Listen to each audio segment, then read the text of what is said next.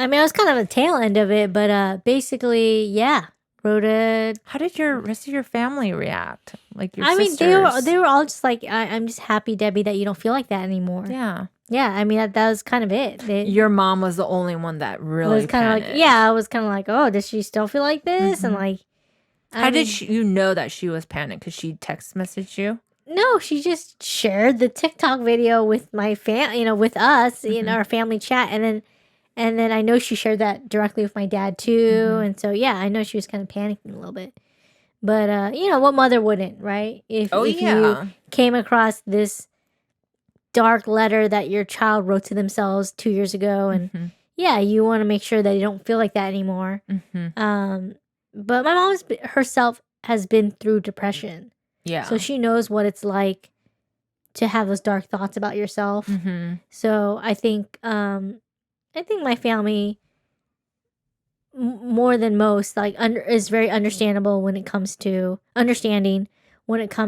this whole depression and dealing with mental illness and everything, because it's definitely not uncommon in my family.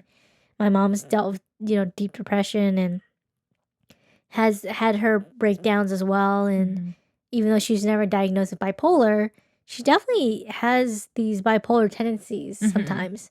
So but she's never been diagnosed.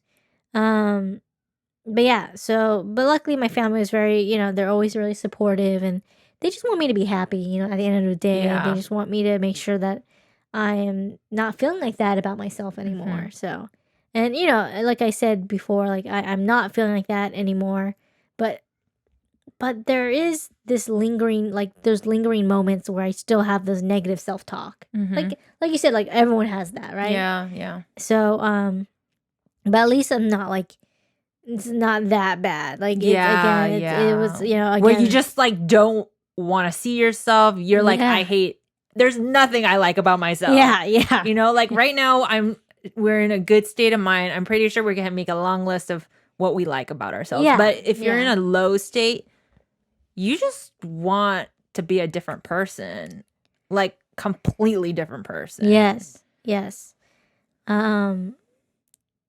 Yeah, it just totally, man, just to see how I felt about myself like that, just 2 years ago, just feeling like that. It just, again, just really shows me how far I've come and how I feel about myself now. Like, of course I still have those moments, but it's definitely nowhere near to where I had those feelings like 2 years ago.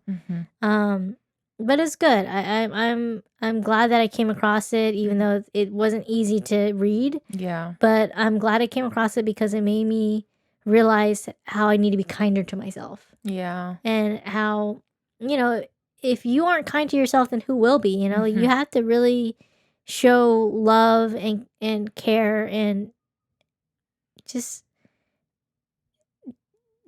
like sensitivity to yourself and just care when it comes down to it, and love towards yourself. And that's the thing I'm still working on, is rebuilding my self-confidence, rebuilding my self-esteem.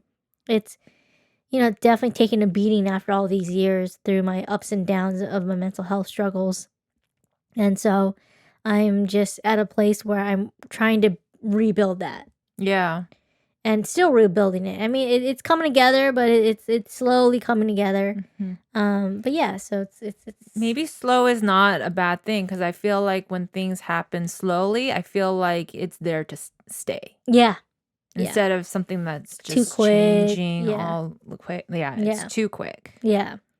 So I really want to build something that lasts, at least for myself, that that things can easily shake me.